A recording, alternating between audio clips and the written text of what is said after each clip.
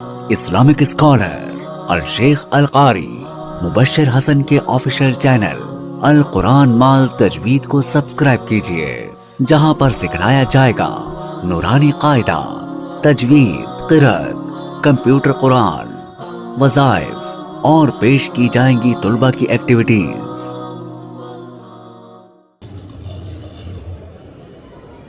صلی علی محمد کما انت اہلہ وفرنا ما انت اہلہ فانک انت اہل التواب الرحیم۔ سب حضرات کی خدمت میں گزارش ہے درود شریف پڑھیں، برکت ہو۔ اللہم صلی وسلم وبارک علی سیدنا و مولانا محمد النبی الأمی وعلی آلہ واصحابہ عدد کل ما لم یکتب وصلی کذالک علی جمیع الأنبیاء۔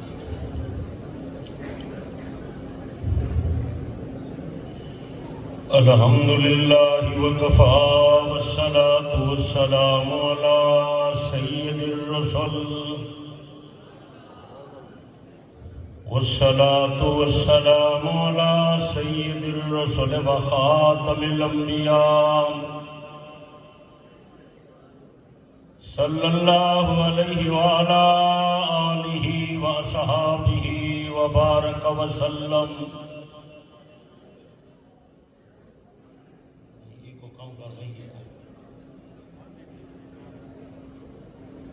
اما بعد فاعوذ باللہ من الشیطان الرجیم، بسم اللہ الرحمن الرحیم۔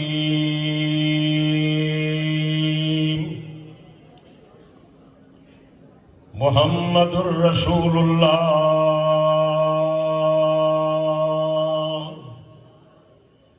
والذین معہ اشداء علی الکفار رحماء بینہم۔ محمد التمی خواہم خدایا التو عشق مصطفیٰ را، ایمان ما اطاعت خلفاء راشدین، اسلام ما محبت آل محمد است۔ واجب الاحترام شرفائے ملت، بزرگوں، دوستوں، بھائیوں، عزیزوں، اللہ تعالیٰ اس عظیم اجتماع میں میری آپ کی سب کی حاضری منظور و مقبول فرمائے۔ آج پاکستان کی نامور دینی درسگاہ بلکہ عظیم اسلامی یونیورسٹی دارالعلوم کبیروالا ضلع خانیوال کا سالانہ پروگرام ہے، جس میں سال کے اختتام پر اسباق کی تکمیل کے موقع پر یہاں پروگرام منعقد ہے اور فارغ التحصیل ساتھیوں کی دستار بندی ہو رہی ہے۔ سب حضرات مبارکباد کے مستحق ہیں۔ خاص کر یہ سارا اعزاز دارالعلوم کبیروالا کا ہے، جس نے دنیا کو لاکھوں افراد تیار کر کے دیے، قرآن مجید کے حافظ، قرآن کے قاری، دین کے عالم، مفتی صاحبان، دینی میدان میں کام کرنے والے۔ اللہ تعالیٰ اس کاوش کو قبول فرمائے اور قیامت کی صبح تک اس ادارے کے فیض کو جاری ساری فرمائے۔ سب آمین کہیں۔ اس ادارے کے بنانے والے اور بعد میں چلانے والے اور اس وقت اہتمام فرمانے والے سب حضرات سب سے زیادہ مبارکباد کے مستحق ہیں۔ ان کی کاوشوں کے برکت سے یہ سب کچھ ہو رہا ہے، ورنہ کوئی آدمی اپنے بچے کو حافظ نہیں بنا سکتا، قاری اور عالم نہیں بنا سکتا۔ یہ ان حضرات کا ہم پر احسان ہے۔ اللہ تعالیٰ ان کو اجر عظیم عطا فرمائے۔ میرے بھائیوں، دوستوں اور بزرگوں، اس حوالے سے مختصر وقت میں کچھ گزارشات کرنی ہے، آپ کی پوری توجہ کی ضرورت ہے۔ وہ گزارشات یہ ہیں، دین کی بنیاد قرآن ہے یا دین کی بنیاد حدیث پیغمبر ہے؟ یہ دین کا سارا علمی سرمایہ ہم تک جو پہنچا وہ پیغمبر اور امت کے درمیان عظیم واسطہ صحابہ ہیں۔ صحابہ کے ذریعے یہ دین ہم تک پہنچا۔ قرآن مجید کے پہلے ناقل اور راوی بھی صحابہ ہیں، حدیث کے راوی بھی صحابہ ہیں، حدیث کے کاتب اور ناسخ بھی صحابہ ہیں، اور سنت کے ترجمان بھی صحابہ ہیں۔ میرے دوستوں اور بزرگوں، اچھی طرح سمجھ لو، صحابہ امت کا عمومی طبقہ نہیں ہے بلکہ امت کا مخصوص طبقہ ہے۔ صحابہ کا انتخاب لوگوں نے نہیں کیا بلکہ انتخاب خود اللہ تعالیٰ نے کیا ہے۔ سرکار دو عالم صلی اللہ علیہ وسلم کا ارشاد گرامی ہے، ان اللہ اختارنی واختار لی اصحابی، اللہ نے میرا بھی انتخاب کیا اور میرے لیے میرے صحابہ کا بھی انتخاب کیا۔ فرق صرف اتنا ہے کہ پیغمبر کا انتخاب نبوت کے لیے ہوا اور صحابہ کا انتخاب پیغمبر کی دوستی اور پیغمبر کی رفاقت کے لیے ہوا۔ صحابہ کرام کے حوالے سے آپ ان کے فضائل مناقب علماء سے سنتے رہتے ہیں۔ میں آپ کے سامنے ان کے مقام اور دینی مرتبے کے بارے میں کچھ مختصر گزارش کر رہا ہوں۔ میرے بھائیوں، دوستوں، بزرگوں، بنیادی بات یہ ہے کہ صحابہ اللہ کا انتخاب ہے۔ دوسری بات یہ ہے کہ ان کا تزکیہ پیغمبر نے فرمایا ہے، اور یاد رکھیں نبی علیہ السلام نے جو ان کا تزکیہ فرمایا وہ ایک انفرادی چیز ہے اور پیغمبر کا امتیاز ہے۔ کسی نبی کو بھی اللہ نے یہ شان نہیں عطا کی جو اللہ نے میرے آقا کو عطا کی ہے، لیکن پیغمبر کا یہ معجزہ بہت کم بیان کیا جاتا ہے۔ وہ شان یہ ہے کہ جب بھی کوئی آدمی کسی کو سبق پڑھاتا ہے یا تربیت کرتا ہے یا تزکیہ کرتا ہے تو کسی چیز کو واسطے کے طور پر استعمال کرتا ہے۔ استاد کتاب پڑھاتا ہے، علم منتقل کرتا ہے تو کتاب کے ذریعے، تزکیہ کرتا ہے تو ذکر اذکار کے ذریعے، ہنر سکھاتا ہے تو کسی ہنر کے ذریعے۔ لیکن میرے دوست بزرگوں، ہمارے نبی مکرم علیہ الصلوۃ والسلام نے جب اپنی جماعت کا تزکیہ فرمایا تو پیغمبر نے کسی واسطے کو استعمال نہیں کیا، کوئی ذریعہ نہیں تھا۔ کتاب بعد میں پڑھائی، تربیت بعد میں کی، تعلیم بعد میں دی، پہلے پیغمبر نے تزکیہ فرمایا۔ اور نبی علیہ السلام کا تزکیہ یہ تھا، جو آدمی پیغمبر کی صحبت میں آتا تھا بس پیغمبر کی ایک نظر سے اس آدمی کا دل پاک ہو جاتا تھا۔ تو جو پیغمبر نے اپنی جماعت کو تیار فرمایا، یہ افراد سازی کا امتیازی انداز تھا جو کسی اور کو نہیں ملا۔ اور صحابہ کرام رضوان اللہ علیہم اجمعین کو ایک مقام یہ بھی حاصل ہے کہ وہ قرآن مجید کے پہلے قاری ہیں، پہلے حافظ ہیں، پہلے ناقل ہیں، پہلے روایت کرنے والے ہیں، اور حدیث کے راوی بھی صحابہ ہیں، اور لکھنے والے بھی صحابہ ہیں، اور سنت کے ترجمان بھی صحابہ ہیں۔ اگر پیغمبر حدیث کا مطلب نہ بتاتے تو حدیث کا معنی سمجھ نہ آتا۔ اگر صحابہ نبی علیہ السلام سے سمجھ کر سنت کی ترجمانی نہ کرتے تو سنت کا پتہ نہ چلتا۔ سنت کس کو کہتے ہیں؟ سنت کی ترجمانی کرنے والے بھی صحابہ ہیں، آگے نقل کرنے والے بھی صحابہ ہیں، اور عملی طور پر اس کا نمونہ پیش کرنے والے بھی پیغمبر کے صحابہ ہیں۔ اور ایک اور امتیازی بات جس کو میں عرض کرنا چاہتا ہوں آج کے اس پروگرام کی مناسبت کے حوالے سے، وہ بات یہ ہے کہ نبی علیہ السلام کے ارشادات کو اور آپ کے افعال کو اور آپ کی تقریرات کو حدیث کہتے ہیں۔ علماء آپ کو بتاتے رہتے ہیں اور پھر حدیث کی قسمیں بھی بتاتے ہیں، یہ حدیث صحیح ہے، یہ حسن ہے، یہ ضعیف ہے، یہ متواتر ہے، یہ مشہور ہے، یہ غریب ہے،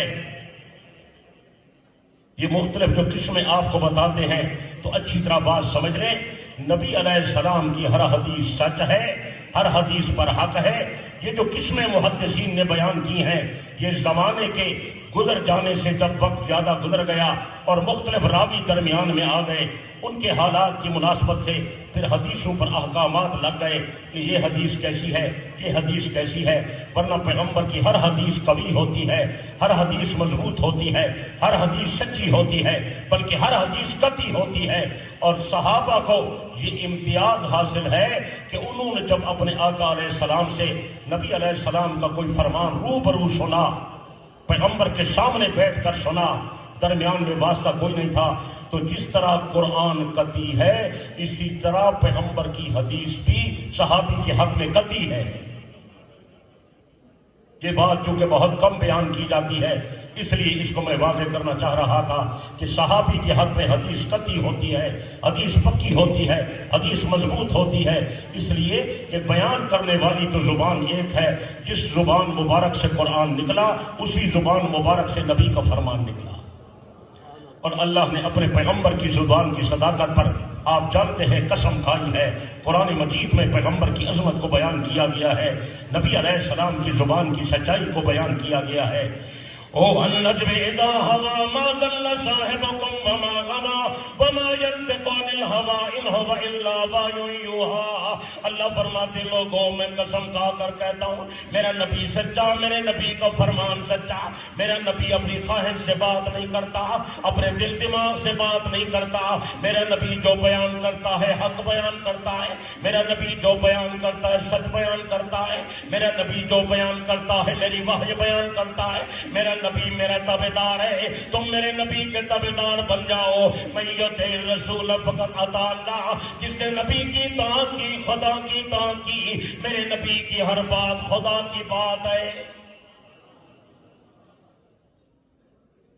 اب کچھ اشکال سامنے آتا تھا، بعض لوگوں کو غلط فہمی ہو گئی، وہ ہر جگہ یہ کہتے ہیں قرآن قرآن قرآن، حدیث کی ضرورت نہیں ہے، حدیثیں تو کمزور ہیں، حدیث تو خبر واحد ہے، خبر واحد تو ضمنی ہوتی ہے، اور قرآن مجید تو قطعی ہے، لہذا قرآن کے مقابلے میں تم حدیث کیوں پیش کرتے ہو؟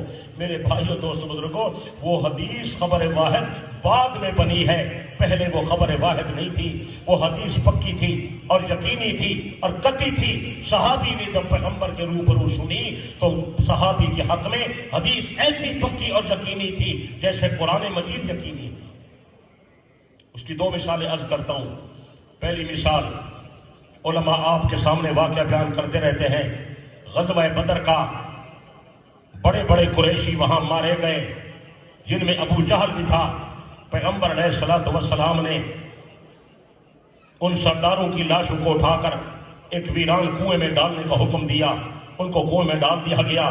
آپ تشریف لائے، پھر ان سے خطاب فرمایا، اے فلانے اے فلانے، اللہ نے میرے ساتھ جو وعدہ کیا تھا وہ تو پورا ہو گیا، تمہارے ساتھ جو اللہ نے وعدہ کیا تھا وہ سچ اور حق ہے یا نہیں ہے؟ جب پیغمبر نے ان سے یہ خطاب کیا تو کسی نے عرض کی، یا رسول اللہ یہ تو مردہ ہیں، یہ تو اجسام ہیں، ان کے اندر تو روحیں نہیں ہیں، یہ کیسے سنتے ہیں؟ تو آپ نے فرمایا یہ تم سے زیادہ سنتے ہیں لیکن جواب نہیں دے سکتے۔ اب اس حدیث کے راوی حضرت ابن عمر ہیں رضی اللہ تعالی عنہما۔ میرے بھائیو دوست بزرگوں، جب ہمارے علماء یہی حدیث پیش کرتے ہیں کہ مردوں کے اندر کسی نہ کسی درجے کی زندگی تو ہے، آخر ان کا وہ شمال تو ثابت ہو رہا ہے، لیکن وہ انکار کر دیتے ہیں، کہتے ہیں تم قرآن کے مقابلے میں پیش کرتے ہو، انک لا تسمع الموتى، قرآن یہ کہہ رہا ہے کہ اے پیغمبر آپ نہیں سنوا سکتے، اور تم کہتے ہو کہ وہ سنتے ہیں۔ میں نے کہا پہلی بات تو یہ ہے کہ وہاں پیغمبر سے یہ کہا گیا آپ سنوا نہیں سکتے، اس کا یہ مطلب نہیں ہے کہ وہ سن بھی نہیں سکتے، سناتا تو اللہ تعالیٰ ہے۔ اس کی مثال ایک اور آیت میں موجود ہے، جیسے اللہ نے اپنے پیغمبر سے فرمایا، انک لا تہدی من احببت، اے میرے پیغمبر جس سے آپ محبت رکھتے ہیں کہ آپ ان کو ہدایت نہیں دے سکتے۔ جب پیغمبر ہدایت نہیں دے سکتے تو اس کا یہ مطلب تو نہیں ہے کہ ان کو ہدایت ملتی ہی نہیں ہے۔ جس طرح یہاں سنوا نہیں سکتے پیغمبر، اس طرح وہاں آپ پیغمبر ہدایت نہیں دے سکتے، ان کو ہدایت مل سکتی ہے تو یہاں یہ مردے سن بھی سکتے ہیں۔ دوسری بات میرے دوست بزرگوں، یہ جو حضرت ابن عمر کی حدیث ہے، حضرت ابن عمر نے یہ حدیث خود پیغمبر سے سنی ہے اور آپ کی لسان نبوت سے سنی ہے، اور اپنے کانوں سے سنی ہے۔ حضرت ابن عمر کے حق میں یہ حدیث ایسے قطعی ہے جیسے قرآن مجید قطعی ہے، تو قطعی سے قطعی کی جو ہے وہ تخصیص ہو رہی ہے، ظنی سے تخصیص نہیں ہو رہی۔ دوسری مثال عرض کرتا ہوں، نبی علیہ السلام کی رحلت ہو گئی، اشکال پیدا ہوتا تھا جب کوئی آدمی فوت ہو جاتا ہے، اس کی گھر والی کا نکاح ختم ہو جاتا ہے۔ جب کوئی آدمی فوت ہو جاتا ہے عورت عدت گزارتی ہے، جب کوئی آدمی فوت ہو جاتا ہے عدت کے بعد وہ اس کی عورت اگر چاہے تو دوبارہ نکاح کر سکتی ہے۔ جب کوئی آدمی فوت ہو جاتا ہے تو اس کا مال وراثت بن کر وارثوں پر تقسیم ہو جاتا ہے۔ جب نبی علیہ السلام کی رحلت ہو گئی تو کیا پیغمبر کے بعد پیغمبر کی گھر والی کا آگے نکاح ہوگا؟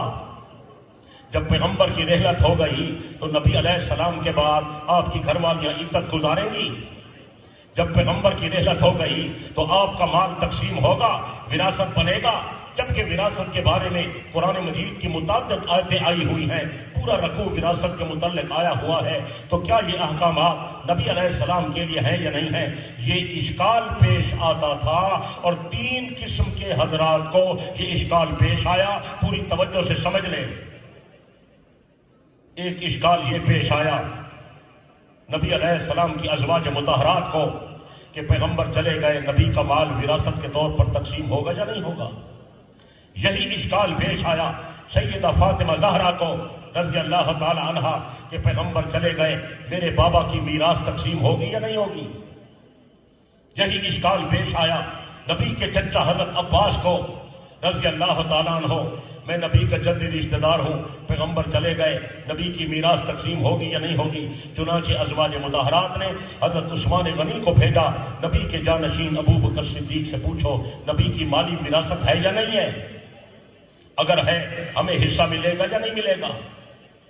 یہی اشکال پیش آیا نبی علیہ السلام کی سب سے چھوٹی صاحبزادی سیدہ فاطمہ زہرا رضی اللہ عنہا کو، انہوں نے صدیق اکبر کے پاس پیغام بھیجا، خود نہیں گئی۔ یہ لوگوں نے کہانی بنائی ہوئی ہے کہ سیدہ ابو بکر کی عدالت میں گئی تھی اور وہاں روتی رہیں اور حصہ مانگتی رہیں، نعوذ باللہ ابو بکر نے انکار کر دیا۔ یہ سراسر افسانہ ہے، گھڑی ہوئی بات ہے، جھوٹ ہے۔ خاتون جنت ہے، وہ عدالتوں میں نہیں پھرتی، خاتون جنت ہے، بازاروں میں نہیں جاتی۔ سیدہ فاطمہ کوئی عام خاتون نہیں ہے، ہم اہل سنت کا عقیدہ ہے کہ وہ سیدہ جنتی ہیں اور جنتی عورتوں کی سردار ہیں۔ حضرت پیغمبر نے انہیں سرداری کا مقام عطا فرمایا، کئی ہستیوں کو آپ نے سرداری کا مقام عطا کیا ہے۔ ساری حدیثیں ہماری اہل سنت کی کتابوں کے اندر موجود ہیں۔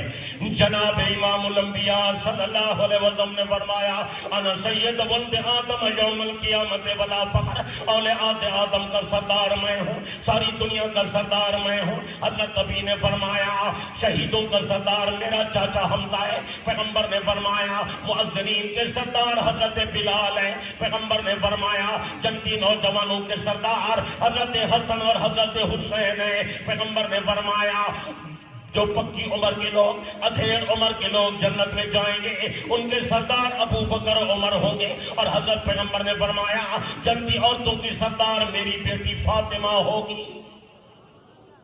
ہمارا ان تمام چیزوں پر ایمان ہے، ان کا مقام بڑا اونچا ہے، سیدہ کا درجہ بہت بلند ہے، اہل سنت کے عقیدے کا حصہ ہیں۔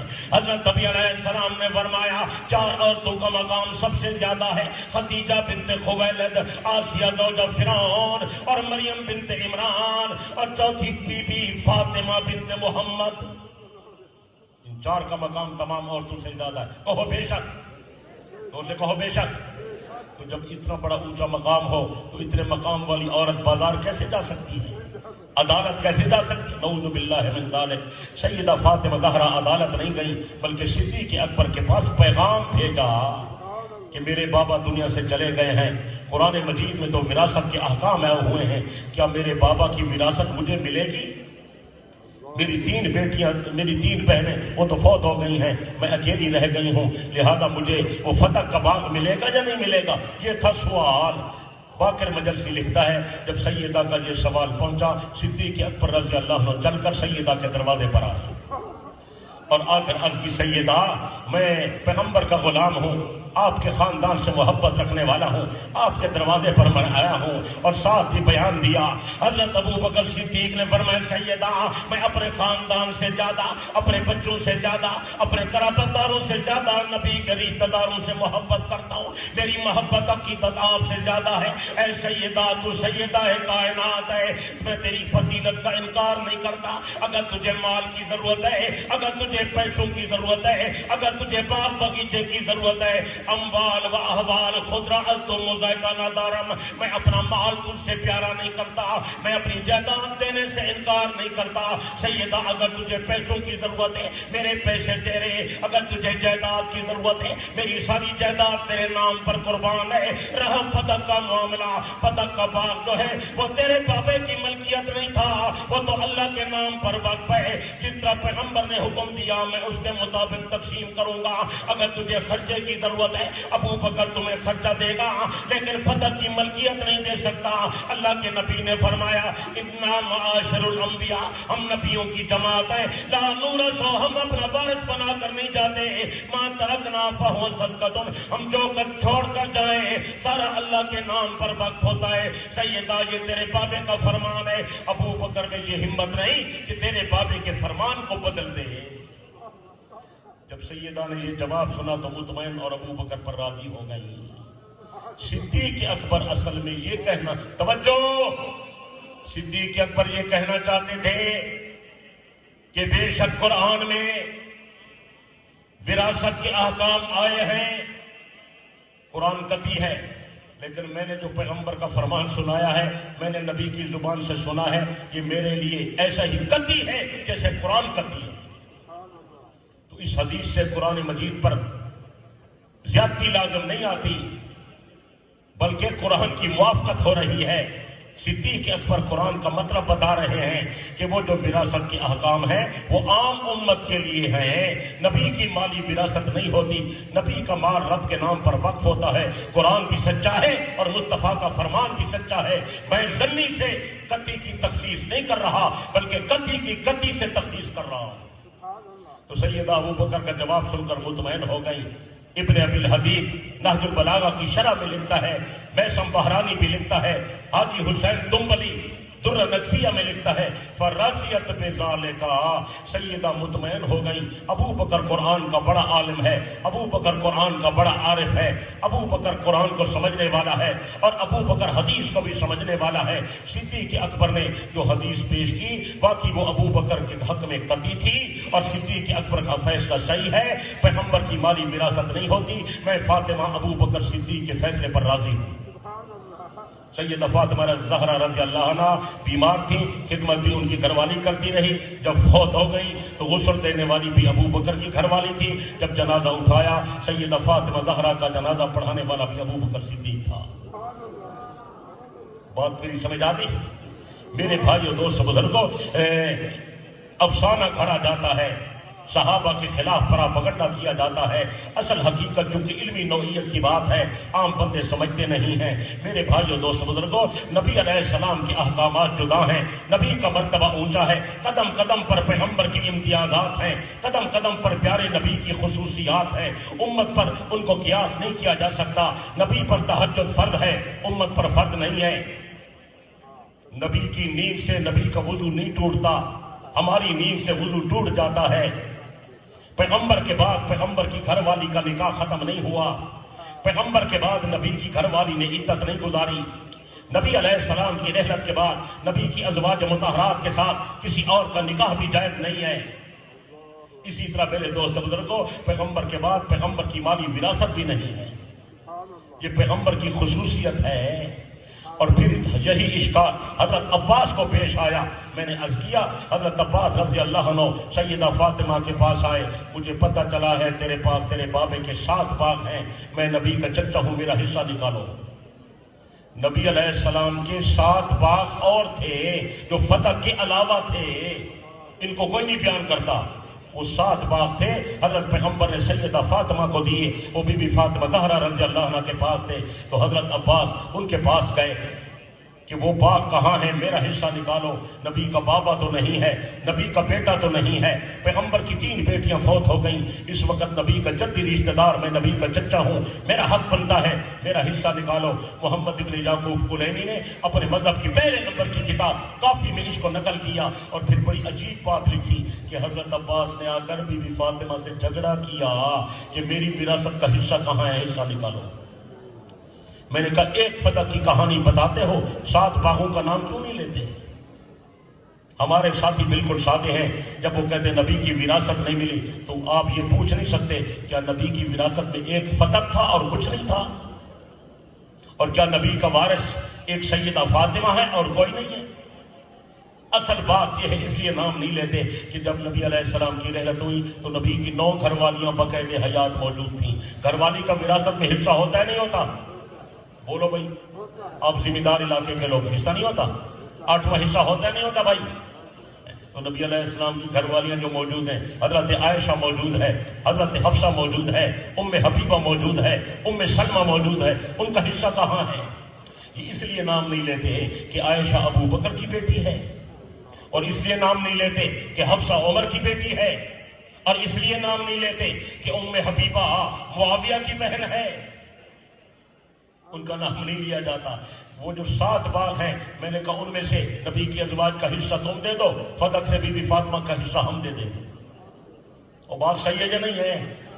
آپ بولتے نہیں تو میں حضرت عباس کی بات آپ کو سنا رہا ہوں، بڑی قیمتی بات ہے۔ حضرت عباس بی بی فاطمہ سے مانگنے گئے، میں نبی کا چچا ہوں، میرا حصہ 7 باغوں سے نکالو۔ تو سیدہ فاطمہ زہرا رضی اللہ عنہ نے حضرت علی کو بلایا کہ چچا عباس آئے ہیں، وراثت کا حصہ مانگتے، اب کیا کریں؟ اب توجہ کریں، حضرت علی رضی اللہ عنہ تشریف لائے، حضرت عباس سے ملاقات کی۔ چاچا کیسے تشریف لائے؟ حضرت عباس نے فرمایا بھتیجا تو بھی میرا بھتیجا لگتا ہے، اور پیارے پیغمبر بھی میرے بھتیجے لگتے ہیں، اور یہ فاطمہ تو میری پوتی لگتی ہے، تیرا بھائی جعفر بھی میرا بھتیجا ہے، تیرا بھائی عقیل بھی میرا بھتیجا ہے، میں نبی کا چچا ہوں، میں نبی کا قرابت دار ہوں، حضرت نبی کا جدی ہوں۔ بی بی فاطمہ کے پاس نبی کے 7 باغ موجود ہیں، لہذا ان میں سے میرا حصہ نکالو۔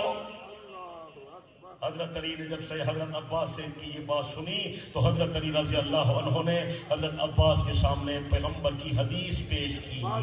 توجہ کریں، توجہ قیمتی بات ہے، سمندر کی گہرائی سے موتی نکال کر دے رہا ہوں۔ حضرت علی نے حضرت عباس کے سامنے پیغمبر کی وہی حدیث پیش کی جو حدیث ابو بکر صدیق نے بی بی فاطمہ کے سامنے پیش کی تھی۔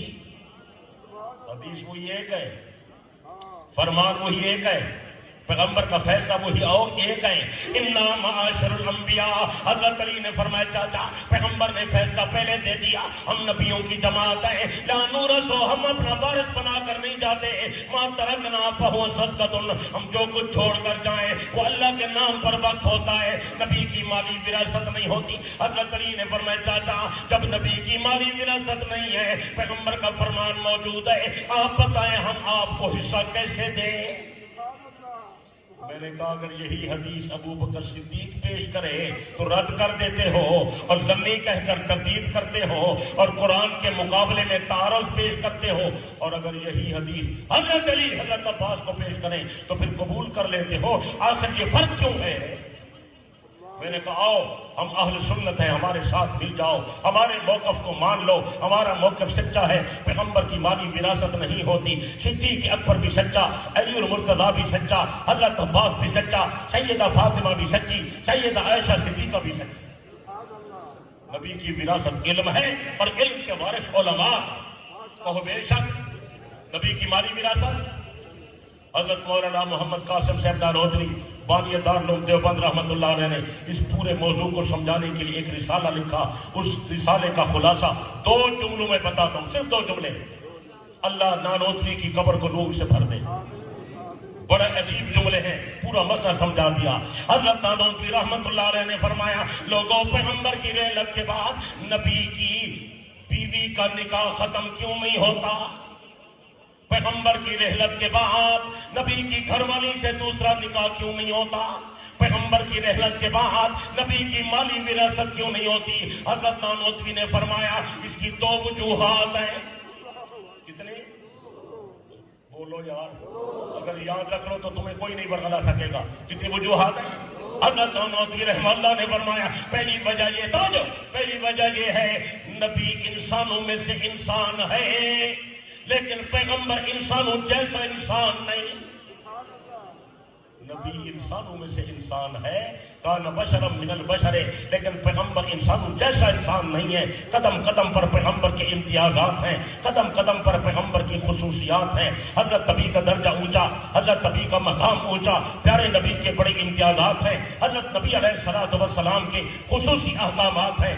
جب نبی عام انسانوں جیسا نہیں ہے تو پیغمبر کی مالی وراثت کیسے ہو؟ کچھ سمجھ آ رہی ہے؟ اور جو دوسری بات لکھی وہ تو اتنی زبردست ہے، اگر آپ توجہ فرمائیں گے آپ کا دل باغ باغ ہو جائے گا.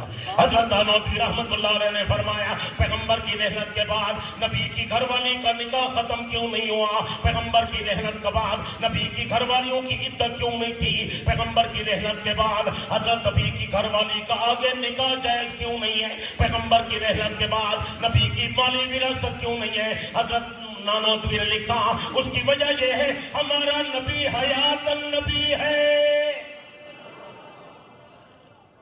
آپ نے صحیح جواب نہیں دیا. حضرت نے لکھا جب ہمارا نبی قبر مبارک میں زندہ ہے پھر نبی کی گھر والی کا نکاح کیسے ٹوٹے؟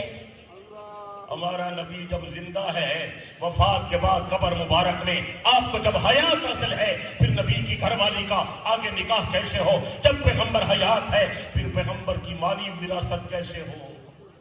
ہمارا عقیدہ ہے ہمارے نبی مکرم علیہ الصلوۃ والسلام وفات کے بعد اپنی قبر مبارک میں زندہ ہے، جو وہاں جا کر صلاۃ و سلام عرض کرتا ہے حضرت پیغمبر سنتے بھی ہیں، جواب بھی ارشاد فرماتے ہیں، اور جو یہاں سلام عرض کرے فرشتے یہاں سے لے جاتے ہیں بارگاہ نبوت میں پہنچاتے ہیں، یا رسول اللہ آپ کا فلاں غلام آپ کو سلام بھیج رہا ہے.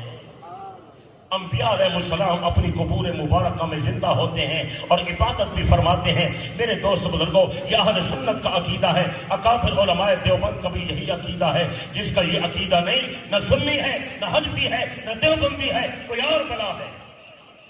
دارالعلوم کبیر والا کا یہ پڑھایا ہوا سبق ہے جو میں آپ حضرات کو سنا رہا ہوں اور پہنچا رہا ہوں. اس عقیدے کا پرچار کریں، لوگوں کو بتاؤ ہم نبی کے غلام ہیں، حضرت نبی کی شان کو مانتے ہیں لیکن آپ کے امتیازات کو مانتے ہیں، آپ کی خصوصیات کو مانتے ہیں. ہم نبی کو انسان تو مانتے ہیں لیکن انسانوں جیسا انسان نہیں مانتے. ہم پیغمبر کو مانتے ہیں اور پیغمبر کی موت کو بھی مانتے ہیں لیکن وفات کے بعد ہم آپ کی حیات کے قائل ہیں.